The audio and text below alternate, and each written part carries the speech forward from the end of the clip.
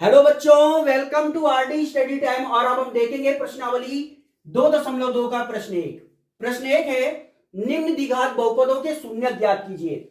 ये द्विघात बहुपद है, इनके शून्यक ज्ञात करने हैं और शून्यकों तथा गुणांकों के बीच संबंध की सत्यता की जांच कीजिए।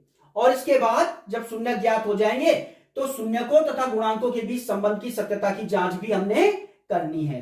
तो देखेंगे पार्ट फर्स्ट, x का वर्ग ऋण 2x ऋण 8। यह है द्विघात बहुपद, इसके हम ज्ञात करेंगे शून्यक। तो सबसे पहले जो यहां पे x के वर्ग का गुणांक है, तो x का वर्ग है, इसका गुणांक कुछ भी नहीं दिख रहा है, तो गुणांक होगा इसका 1 यानी 1। तो x के गुणांक को लिखेंगे, x स्क्वायर के गुणांक को लिखेंगे और जो ये नियत पद है इसको लिखेंगे। ये क्या है? 8। 8 एकम 8। अब 8 के ऐसे गुणनखंड करेंगे कि ये जो बीच वाला पद है कितना है? -2 आ जाए। ठीक है, ऋण 2 आ जाए। तो चलो करते हैं यहां पे। ये 2 से 2 चौको 8, 2 से 2 दूनी 4 और 2 एकम 2। हमें चाहिए ऋण 2। हमें क्या चाहिए? ऋण 2। तो देखते हैं ऋण 2 कैसे आएगा। अब यहां से ऐसे गुणनखंड उठाने हैं जिससे ऋण 2 आ जाए। तो देखिए 2 और 2 दूनी 4, तो 4 में से अगर 2 घटाएंगे तो 2 आ जाएगा। हमें ऋण 2 चाहिए, तो बड़े वाले नंबर को ऋण में रखिए और छोटे वाले को धन में रखिए। तो देखिए 4 में से 2 गया, 2 बचेगा। अब जो बड़ा नंबर होता है, जो बड़ी संख्या होती है, चिन्ह उसका आता है। तो बड़ी संख्या 4 है, इन दोनों में से बड़ी संख्या 4 है, तो 4 का चिन्ह आ जाएगा यानी माइनस यानी ऋण। तो यहां आप देखेंगे x का वर्ग ऋण 2 की जगह पे अब आपको लिखना है ऋण 4 धन 2। तो लिख दीजिए यहां पे ऋण 2 की जगह पे क्या लिखेंगे? ऋण 4 धन 2। इसके साथ x है तो x को भी लिखेंगे और ऋण 8। अब देखिए शुरुआत के 2 पदों को देखें, इसमें कुछ उभयनिष्ठ है। क्या है उभयनिष्ठ? देखिए इसमें भी x है, इसमें भी x है, तो x क्या है? उभयनिष्ठ है। तो x को बाहर ले लेंगे। x की 2 घात थी, 1 घात चली गई, x बचेगा। यहां से x बाहर चला गया, बचेगा 4।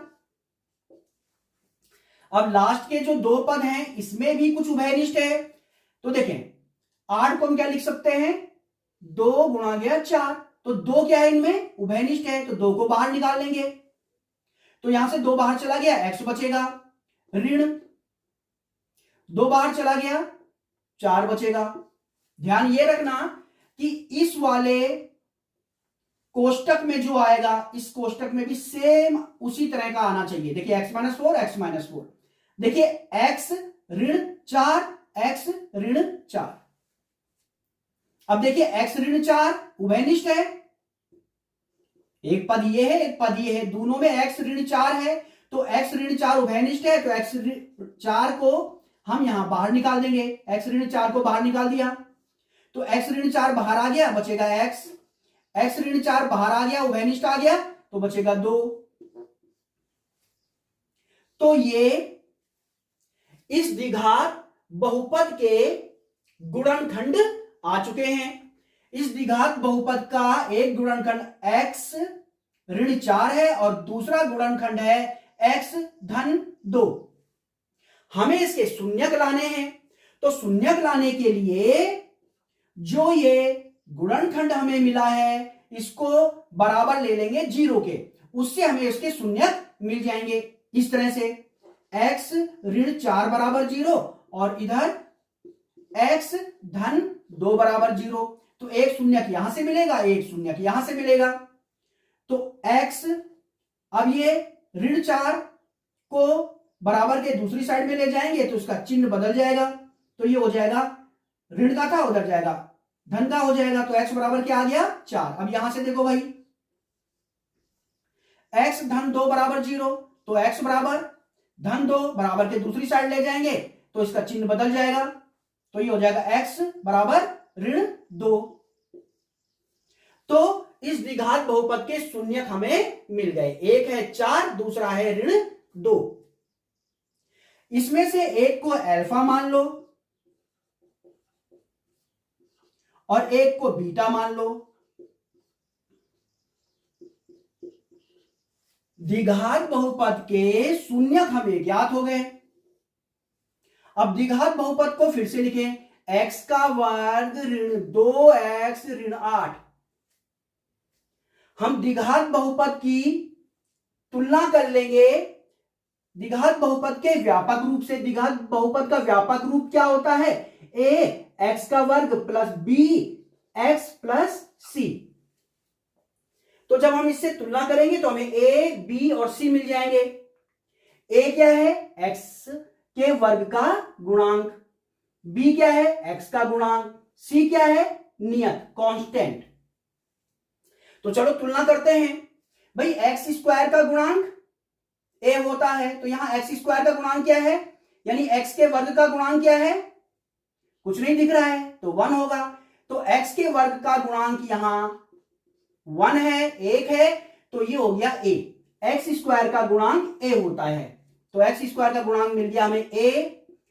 x का गुणांक b होता है, तो x का गुणांक क्या है यहां पे? -2, तो ये हो जाएगा b। और जो नियत पद होता है वो c होता है, तो c यहां पे -8 है। तो हमें a b c मिल गए। a b c क्या है? बहुपद के गुणांक। x के वर्ग का गुणांक a, x का गुणांक b, नियत पद c। अब शून्यक हमें पहले से ही मिले हुए हैं, तो शून्यक और गुणांकों के बीच संबंध सूत्र से हम इनकी जांच करेंगे। तो देखिए, शून्यक तथा गुणांकों के बीच संबंध। तो शून्यक तथा गुणांकों के बीच संबंध सूत्र हम जानते हैं, अल्फा धन बीटा बराबर होता है ऋण b बटे a, और दूसरा क्या होता है? अल्फा गुणा बीटा बराबर c बटे a। इनकी हम जांच करेंगे। तो चलिए पहले इसको देखते हैं। यह है बायां पक्ष लेफ्ट हैंड साइड और यह है दायां पक्ष राइट हैंड साइड। हम यहां पे पहले बायां पक्ष लेके चलेंगे, फिर दायां पक्ष लेके चलेंगे और देखेंगे कि अगर ये दोनों बराबर हैं तो ये सत्यता की जांच हो गई। तो चलिए सबसे पहले हम बायां पक्ष चलते हैं। बायां पक्ष, भाई बायां पक्ष जिसे बोलते हैं लेफ्ट हैंड साइड। बायां पक्ष क्या है? Alpha plus beta. अल्फा कितना है? 4 प्लस धन बीटा कितना है? ऋण 2। तो चलिए इसे हल करें। 4 और धन इंटू ऋण क्या होता है? ऋण 2। तो 4 ऋण 2 कितना हो जाएगा? 2। 4 में से 2 घटाओगे तो 2 बचेगा, तो बायां पक्ष 2 आ गया। अब दायां पक्ष लो इसका। दायां पक्ष, भाई दायां पक्ष मतलब राइट हैंड साइड कितना है बच्चों? ये है -b ऋण b अपॉन a। तो ऋण b कितना है? ऋण 2 बटे a कितना है? 1। तो देखेंगे ऋण इंटू ऋण, ये देखें आपके पास ऋण इंटू ऋण क्या होता है? धन, और ये हो जाएगा 2 बटे 2। तो आप देखेंगे बायां पक्ष बराबर आ गया है दायां पक्ष। तो ये हो गई सत्यता की जांच। ठीक है, यहां हम देखेंगे बायां पक्ष बराबर आ गया, बायां पक्ष बराबर आ गया दायां पक्ष। तो ये हो गई सत्यता की जांच। अब हम देखेंगे अल्फा गुणा गया बीटा। तो अल्फा गुणा गया बीटा बराबर क्या होता है? c बटे a। अब इसके भी सत्यता की जांच करेंगे। सबसे पहले बायां पक्ष लेंगे, बायां पक्ष। तो बायां पक्ष क्या है बच्चों, यहां पे वो है अल्फा गुणा गया बीटा। अल्फा कितना है 4, बीटा कितना है -2, गुणा कर दो 4 दूनी 8, ठीक है। और धन गुणा गया ऋण होता है ऋण। अब दायां पक्ष लो भाई, दायां पक्ष है C/A। C कितना है बच्चों -8, A कितना है 1, तो -8/1 बराबर क्या होगा -8। यहां भी देखो बायां पक्ष -8, दायां पक्ष -8, दोनों हो गए बराबर, तो ये हो गई सत्यता की जांच। तो इस तरह से हमने पहले शून्यक ज्ञात करे, फिर शून्यक और गुणांकों के बीच संबंध की सत्यता की जांच भी कर ली। तो ये था पार्ट फर्स्ट। अब हम देखेंगे पार्ट सेकंड। अब देखते हैं बच्चों पार्ट सेकंड। पार्ट सेकंड है 4s का वर्ग ऋण 4s धन 1। सबसे पहले हम इसके शून्यक ज्ञात करेंगे। शून्यक ज्ञात करने के लिए जो s² का गुणांक है उसे लिखें, इसके बाद जो नियत पद है उसको लिखें और गुणा कर दें 4 एकम 4। अब 4 के ऐसे गुणनखंड करने हैं जिनको जोड़ के या घटा के ऋण 4 आ जाए। ये जो बीच वाला पद है ना ऋण 4, इसके बराबर आ जाए ऋण 4 के। तो देखते हैं 4 के 2 गुणनखंड होंगे, 2 दूनी 4, 2 और 2, इनको जोड़ या घटा करके कितना चाहिए ऋण 4 चाहिए, ऋण 4 चाहिए। तो हम जानते हैं अगर दोनों को ऋण में रख देंगे तो दोनों अगर ऋण के हैं तो जुड़ जाएंगे और चिन्ह आएगा ऋण का, तो ऋण 2 ऋण 4 हो जाएगा। तो अब हम यहां पे ऋण 4 की जगह पे लिखेंगे ऋण 2 इस तरह से ऋण 2। अब इसके साथ s भी है तो s भी लिखेंगे भाई ऐसे, धन 1। अब जब ये शुरुआत के 2 पद हैं इसमें कुछ उभयनिष्ठ होगा उसको हम बाहर निकाल लेंगे। देखिए 4 को हम लिख सकते हैं 2 गुणा गया 2। अब देखिए 2 इस पद में भी है 2 इस पद में भी है, तो 2 उभयनिष्ठ है, बाहर निकालो। s इस पद में भी है, s इस पद में भी है, s उभयनिष्ठ है, बाहर निकालो। 2 बाहर चला गया, 1 2 बचेगा। यहां पे s की 2 घात में से एक s चला गया, एक s बचेगा। ऋण 2 भी बाहर चला गया, s भी बाहर चला गया, कुछ नहीं बचेगा तो 1 बचेगा। अब यहां देखते हैं इन दोनों में तो कुछ भी उभयनिष्ठ नहीं है, तो जब कुछ भी उभयनिष्ठ नहीं होगा तो 1 को बाहर लेंगे बाहर, क्योंकि जब ऋण बाहर लेते हैं तो अंदर के निशान बदल जाते हैं। तो जब ऋण 1 बाहर लेंगे, यहां पे हमने उभयनिष्ठ लिया तो जो अंदर है वही आ जाएगा 2s और 1। बाहर हमने ऋण लिया है तो अंदर के निशान बदल जाएंगे, ये ऋण का है धन हो जाएगा, ये धन का है ऋण हो जाएगा। ध्यान ये रखना है बच्चों कि इस कोष्टक में जो आएगा यहां भी वही आना चाहिए। अगर मैं यहां पे धन 1 ले लेता तो ये ऋण 2s आता और ये धन 1 आता, तो ये दोनों एक जैसे नहीं होते, इसलिए मैंने ऋण बाहर उभयनिष्ठ लिया है, बाहर निकाल दिया है। जब बाहर ऋण निकालेंगे तो अंदर के निशान बदल जाएंगे, ऋण का है धन का हो जाएगा, धन का है ऋण का हो जाएगा। अब देखिए 2s ऋण 1, इन दोनों पदों में क्या है एक जैसा है, उभयनिष्ठ है, बाहर निकाल दो। 2s ऋण 1, देखिए 2s ऋण 1 यहां भी है, 2s ऋण 1 यहां भी है, बाहर निकाल दिया, उभयनिष्ठ है। तो 2s ऋण 1 बाहर चला गया, यहां से बचेगा 2s,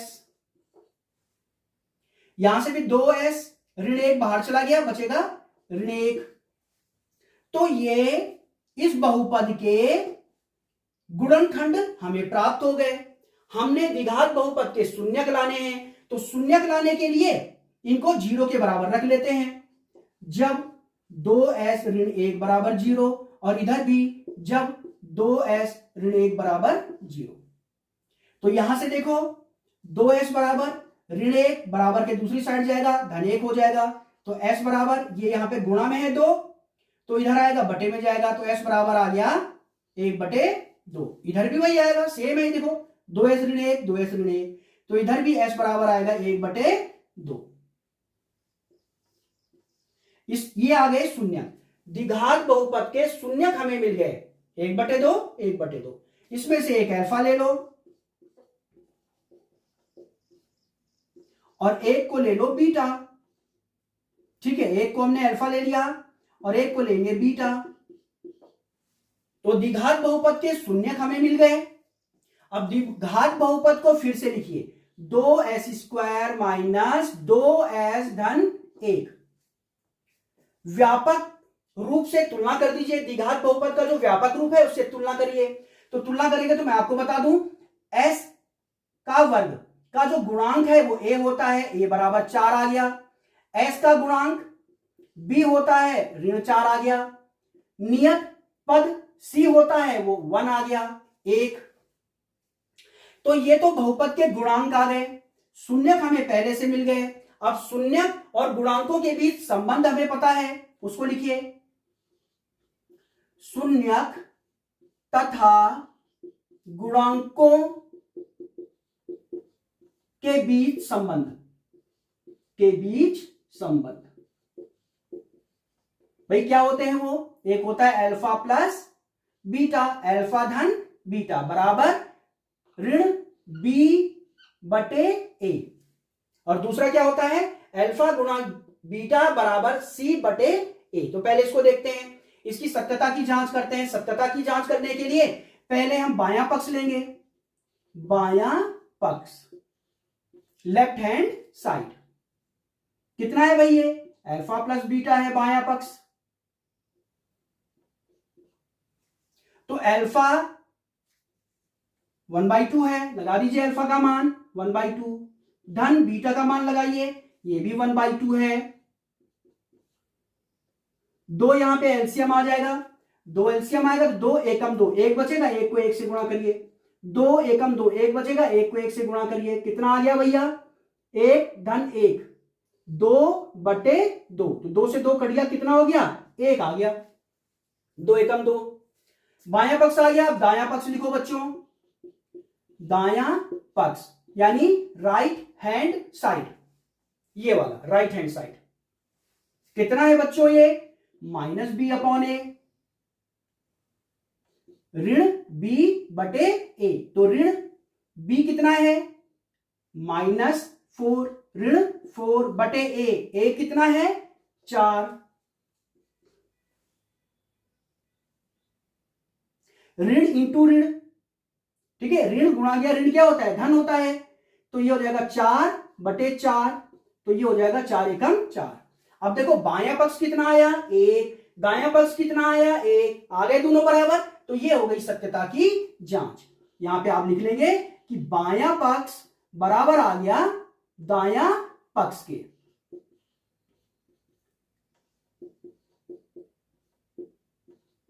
तो ये हो गई सत्यता की जांच। अल्फा गुणा गया बीटा, तो अल्फा गुणा गया बीटा बराबर क्या होता है? c/a। तो चलो यहां भी ऐसे ही करेंगे, बायां पक्ष लेंगे पहले। तो बायां पक्ष जो है यहां पे वो है अल्फा गुणा गया बीटा। चलो मान लगा लो यहां पे, अल्फा का मान 1/2, बीटा का मान 1/2, 1 गुणा गया 1, 1, 2 गुणा गया 2, 4। चलो बायां पक्ष के बाद दायां पक्ष लो। दायां पक्ष कितना है? दायां पक्ष c/a।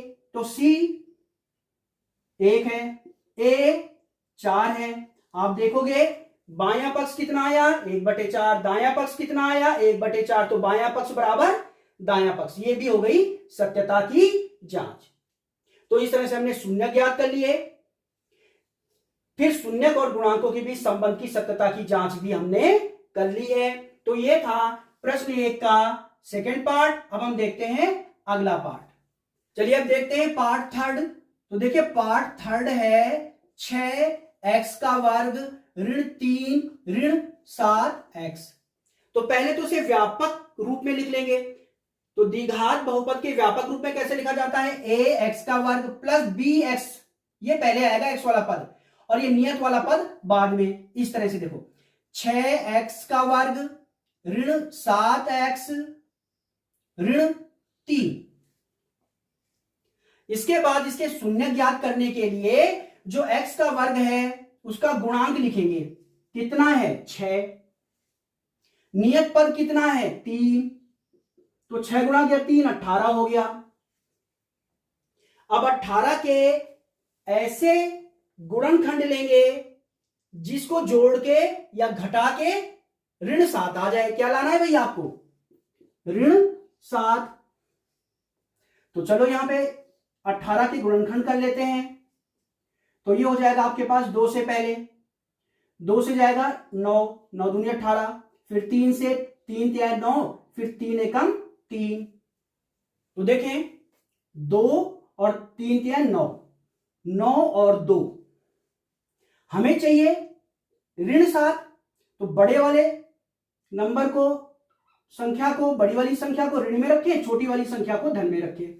तो देखिए एक ऋण का एक धन का है तो इसे घटाना होगा, तो 9 में से 2 गया 7 बचेगा और बड़ी वाली संख्या का चिन्ह आएगा, तो बड़ी वाली संख्या का चिन्ह ऋण है तो ऋण 7 आ गया। लिखो यहां पे 6x स्क्वायर 6x की घात 2 यानी x का वर्ग। अब ऋण 7 की जगह पे ऋण 9 धन 2 लिखना है, तो लिखो यहां पे ऋण 9 धन 2। इसके साथ x है तो x को भी लिखना होगा और ऋण 3। अब देखिए शुरुआत के जो 2 पद हैं 6 को लिख सकते हैं 3 दूनी 6 और 9 को लिख सकते हैं 3 तिया 9। अब देखिए यहां पे देखिए 3 इस पद में भी है 3 इस पद में भी है, उभयनिष्ठ है, बाहर निकाल देंगे। x इस पद में भी है x इस पद में भी है, उभयनिष्ठ है, बाहर निकाल देंगे। तो 3x उभयनिष्ठ है, बाहर निकाल दिया। यहां से 3 बाहर चला गया 2 बचेगा। x की 2 घात है, एक घात बाहर चली गई, एक घात बचेगी ऋण 3 बाहर चला गया, एक 3 बचेगा और x भी बाहर चला गया तो 3 बचेगा। इन दोनों में कुछ भी उभयनिष्ठ नहीं है तो 1 ले लेंगे उभयनिष्ठ। जब 1 लेंगे तो अंदर जैसा है वैसे ही आ जाएगा 2x ऋण 3। अब देखिए 2x ऋण 3 2x ऋण 3 उभयनिष्ठ है, बाहर निकाल दीजिए।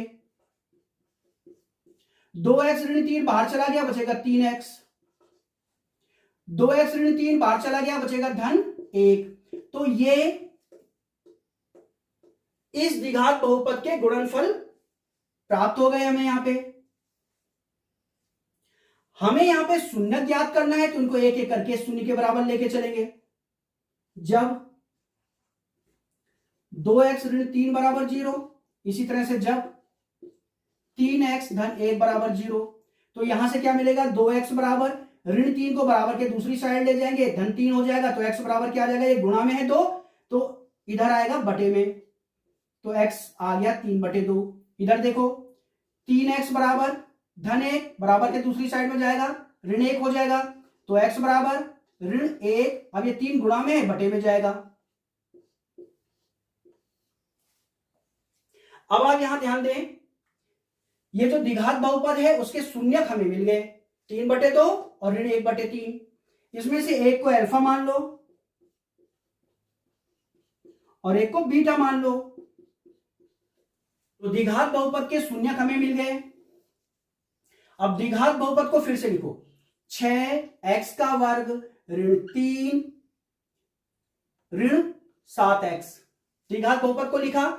अब इसे व्यापक रूप में लिखो भाई, पहले x का वर्ग वाला पद, फिर x का पद और लास्ट में नियत पद। ऐसे 6x स्क्वायर ऋण 7x, पहले इसको लिखेंगे x वाले पद को और तब लिखेंगे नियत वाले पद को। अब इसकी हम तुलना करेंगे व्यापक रूप से। व्यापक रूप क्या होता है, ax स्क्वायर यानी ax का वर्ग प्लस bx प्लस c से तुलना करेंगे। तुलना करेंगे तो देखो जो x का वर्ग है उसका जो गुणांक है वो a होता है 6, x का जो गुणांक है वो b होता है ऋण 7, जो नियत पद है वो c होता है यानी ऋण 3। तो ये आ गए बहुपद के गुणांक। गुणांक हमें मिल गए, शून्यक हमें पहले मिल गए थे। अब शून्यक और गुणांकों के बीच संबंध लिखेंगे और उसकी जांच करेंगे।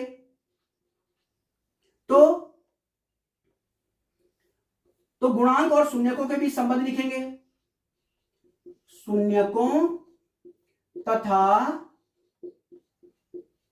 गुणांकों के बीच संबंध।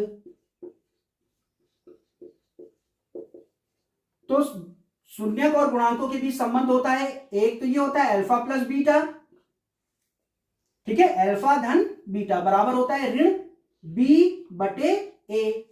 तो पहले इसको चल लेते हैं। इसमें बायां पक्ष देखो, क्या है बायां पक्ष? अल्फा प्लस बीटा, ठीक है। तो यहां पे अल्फा और बीटा का मान लगाओ। अल्फा कितना है? 3/2, बीटा ऋण 1/3,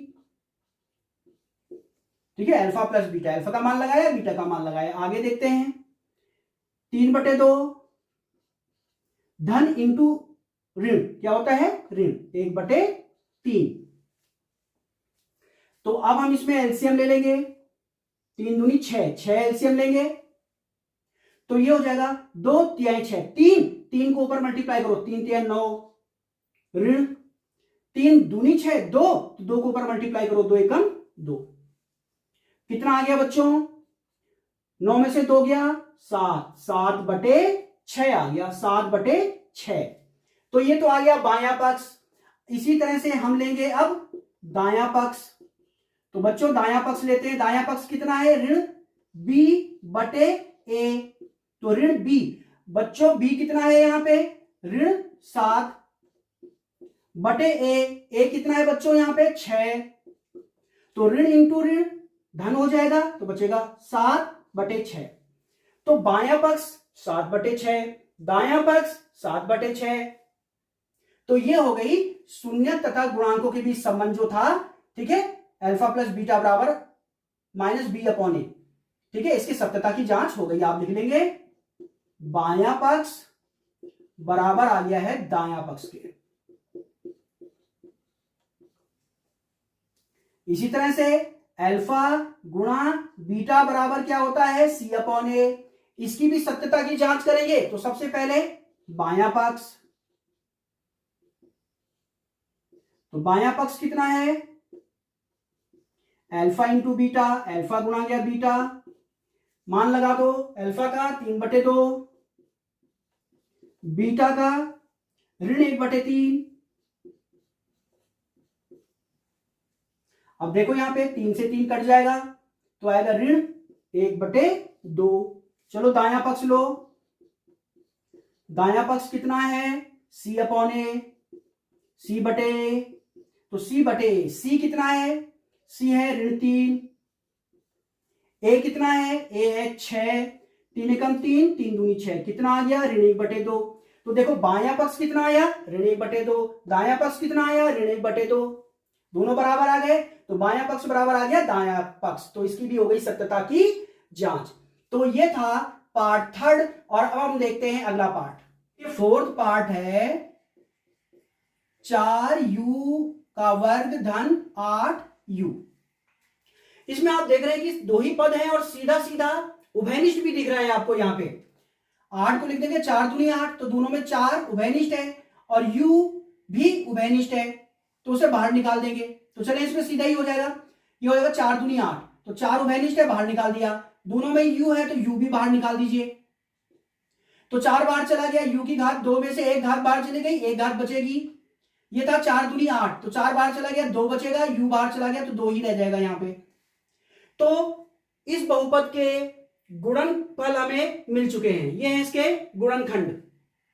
गुणनखंड आ गए, हमें शून्यक लाने थे। शून्यक लाने के लिए इन्हें एक एक करके 0 ले लेंगे। इस तरह से जब 4 यानी 4 u बराबर 0 और u धन 2 बराबर 0, तो यहां से आप देखेंगे u बराबर, ये 4 गुणा में है, बटे में जाएगा, तो u बराबर होगा 0 बटे कुछ 0 हो जाएगा। u बराबर 0 आ गया भाई यहां से। तो यहां से देखते हैं u बराबर, तो u बराबर देखिए धन 2 बराबर के दूसरी साइड जाएगा, ऋण 2 हो जाएगा। तो ये इस बहुपद के शून्यक हमें मिल गए। इसमें से एक को ले लो अल्फा और एक को ले लो बीटा। तो बहुपद के शून्यक तो हमें प्राप्त हो गए। अब हम गुणांकों और शून्यकों के बीच संबंध की सत्यता की जांच करेंगे। तो उसके लिए सबसे पहले बहुपद को लिखो। क्या था बहुपद? 4u का वर्ग धन 8u। इसे व्यापक रूप में लिख लेंगे, यानी a x का वर्ग धन b x, ये देखिए a x का वर्ग धन b x धन c, इस रूप में लिख लेंगे। तो a x की जगह u है तो u का वर्ग धन b u, नियत पद नहीं है तो नियत पद नहीं है तो उसको 0 ले लेंगे। ये देखिए, अब इससे तुलना करेंगे। जो u का वर्ग है उसका गुणांक a होगा, u का गुणांक b होगा, बाकी नियत पद होगा c जो कि 0 है। तो ये इस बहुपद के गुणांक हमें मिल गए, शून्यक हमें पहले ही मिल गए थे। तो इनके बीच संबंध क्या होता है? शून्यकों तथा गुणांकों के बीच संबंध। तो इनके बीच संबंध होता है अल्फा प्लस बीटा बराबर माइनस बी बटे ए। इसकी सत्यता की जांच कर लेंगे। तो पहले बायां पक्ष लिखेंगे। बायां पक्ष क्या है बच्चों? अल्फा धन बीटा। तो इसमें अल्फा का मान लगाएंगे और बीटा का मान लगाएंगे। अल्फा का मान 0 है, बीटा का मान -2 है, तो प्लस गुणा गया माइनस, क्या होता है? माइनस, -2 आ गया। चलो दायां पक्ष लो। दायां पक्ष क्या है बच्चों? दायां पक्ष है ऋण b बटे a। ऋण b कितना है बच्चों? 8।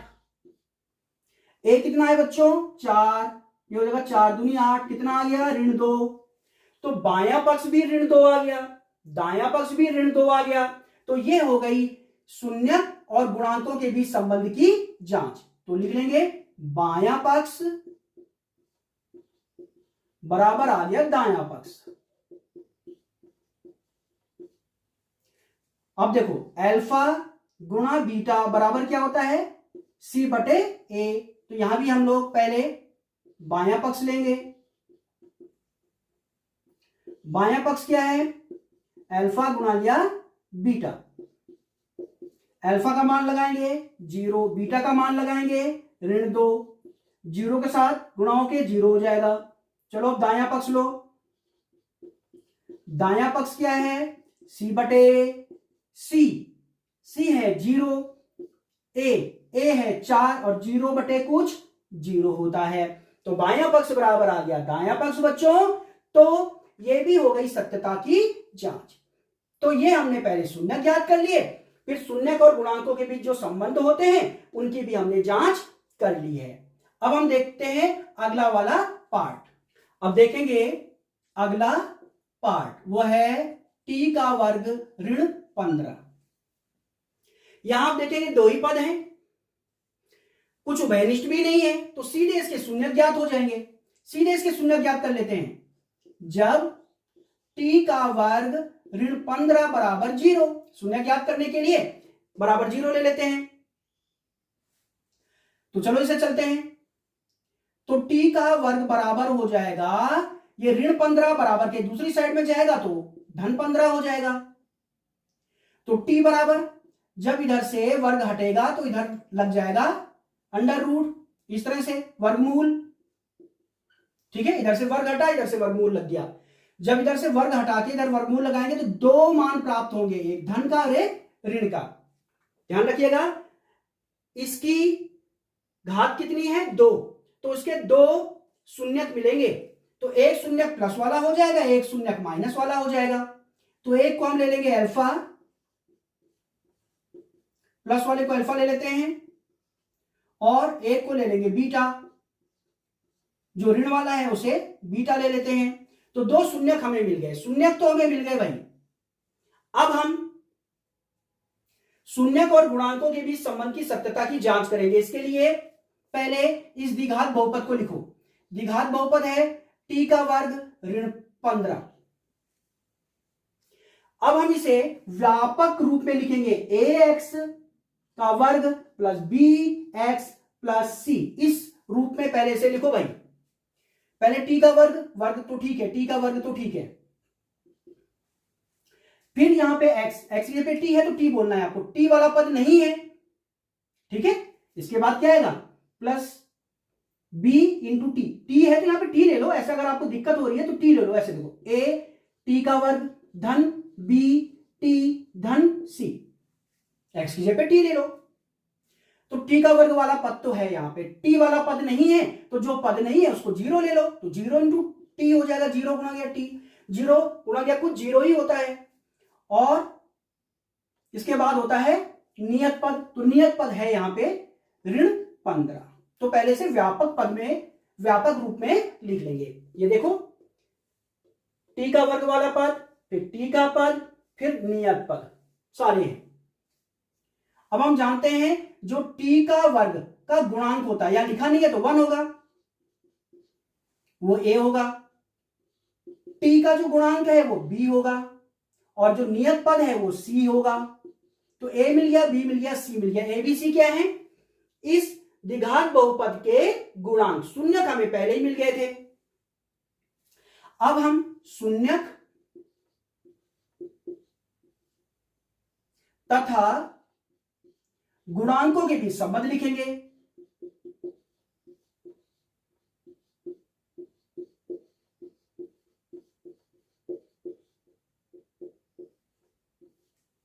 तो शून्यक और गुणांकों के बीच संबंध का सूत्र आपको पता है।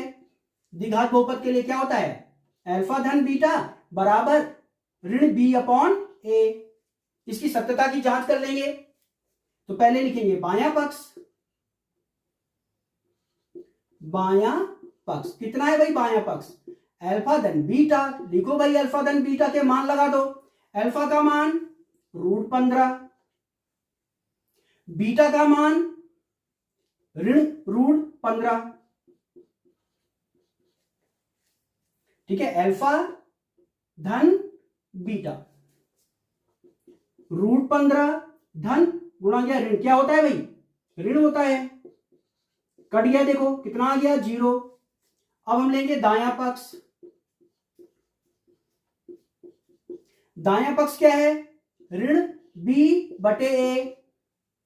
तो ऋण b का मान 0, a का मान 1, तो 0 बटे कुछ 0 आ गया ये। तो बायां पक्ष 0, दायां पक्ष 0। तो ये हो गई सत्यता की जांच। बायां पक्ष बराबर दायां पक्ष। ठीक है, हो गई सत्यता की जांच। चलिए अब दूसरा संबंध लिखें। अल्फा गुणा लिया बीटा बराबर होता है c बटे a। चलो यहां भी लो बायां पक्ष पहले। बायां पक्ष क्या है? बायां पक्ष है अल्फा गुणा गया बीटा। अल्फा का मान लगाओ √15, बीटा का मान लगाओ ऋण √15। अब देखो धन गुणा गया ऋण, ये तो ऋण आ जाएगा। और √15 यहां समझा देता हूं। √15 गुणा गया √15 क्या हो जाएगा भाई? √15 का वर्ग। वर्ग से ये वर्गमूल हट जाएगा, सिर्फ बचेगा 15। अब दायां पक्ष ले लो बच्चों। क्या है भाई दायां पक्ष? दायां पक्ष है c बटे a। चलो c का मान लगाओ भाई। c है -15, a है 1, तो -15 बटे 1 क्या हो जाएगा? -15। तो देखो बायां पक्ष -15, दायां पक्ष -15। तो आप देख रहे हैं यहां पे ये भी सत्यता की जांच हो गई। तो हमने शून्यकों तथा गुणांकों के बीच जो संबंध होते हैं उनकी सत्यता की जांच कर ली है। अब हम देखेंगे अगला पार्ट। अब देखते हैं लास्ट वाला पार्ट। लास्ट पार्ट है 3x का वर्ग ऋण x ऋण 4। तो सबसे पहले हम इसके शून्यक लाएंगे। तो x के वर्ग का गुणांक देखो कितना? 3। नियत पद देखो कितना? 4, 4 3 12। अब बीच वाला पद देखो, यहां पे x के साथ कुछ भी नहीं लिखा तो 1 होगा। तो कितना है बीच वाला पद का गुणांक? -1, ऋण 1। हमने 12 के ऐसे गुणनखंड करने हैं कि उनको जोड़ या घटा करके ऋण 1 आ जाए। तो यही है, देखो 4 तिहाई 12, 4 और 3 हमें ऋण में चाहिए, तो बड़ी वाली संख्या को ऋण में रखेंगे और इसको धन में रखेंगे। एक धन का है एक ऋण का है तो घटेगा, तो 4 में से 3 गया, 1 बचा, और बड़ी संख्या जो है उसका चिन्ह आएगा तो ऋण आ गया। 3x का वर्ग ऋण 1 की जगह पे अब हमें लिखना है ऋण 4 और धन 3। उसके साथ x है तो x लिख लो बच्चों, और ये रहा ऋण 4। देखिए शुरुआत के जो ये पद हैं इनमें कुछ उभयनिष्ठ है क्या? हाँ, x उभयनिष्ठ है, बाहर निकालो तो बचेगा 3x की 2 घात में से 1x बाहर चला गया, 1x बचेगा, ऋण x बाहर चला गया, 4 बचेगा। इसमें देखो कुछ भी उभयनिष्ठ नहीं है तो 1 लेंगे बाहर, अंदर जो है वही बचेगा।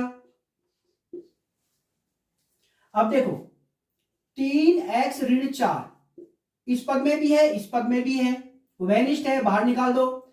3x ऋण 4 बाहर चला गया, बचेगा x। यहां से 3x ऋण 4 बाहर चला गया, बचेगा धन 1। तो ये इस बहुपद के गुणनखंड हमें मिल गए। हमें तो शून्यक चाहिए, तो इनको एक एक करके 0 के बराबर लेंगे तो शून्यक मिल जाएगा। जब 3x ऋण 4 बराबर 0, जब x धन 1 बराबर 0। तो जब 3x ऋण 4 बराबर 0 तो 3x बराबर हो जाएगा ऋण 4 को बराबर के दूसरी साइड ले जाएंगे, दूसरी तरफ ले जाएंगे तो जाएगा धन 4, तो x बराबर मिल जाएगा 4, 3 गुणा में है, बराबर के दूसरी साइड में जाएगा, बटे में जाएगा, भाग में जाएगा। इधर देखो x धन 1 बराबर 0 तो x बराबर हो जाएगा ऋण 1, धन 1 को बराबर के दूसरी साइड ले जाएंगे तो ऋण 1 हो जाएगा। तो ये बहुपद के शून्यक हमें मिल गए। इसमें से एक को अल्फा ले लो और एक को बीटा ले लो। अब हमें शून्यक और गुणांकों के बीच संबंध की सत्यता की जांच करनी है। इसके लिए सबसे पहले बहुपद को लिखो, 3x का वर्ग ऋण 1x ऋण 4। अब इसकी व्यापक रूप से तुलना कर लो, तो यहां आप देखोगे x स्क्वायर का जो गुणांक होता है कितना है 3, वो a हो जाएगा, x का गुणांक b हो जाएगा, और जो नियत पद है वो है c। a b c मिल गए, बहुपद के गुणांक मिल गए, शून्यक आपको पहले ही मिल गए थे। तो अब हम शून्यक तथा गुणांकों के बीच संबंध लिखेंगे।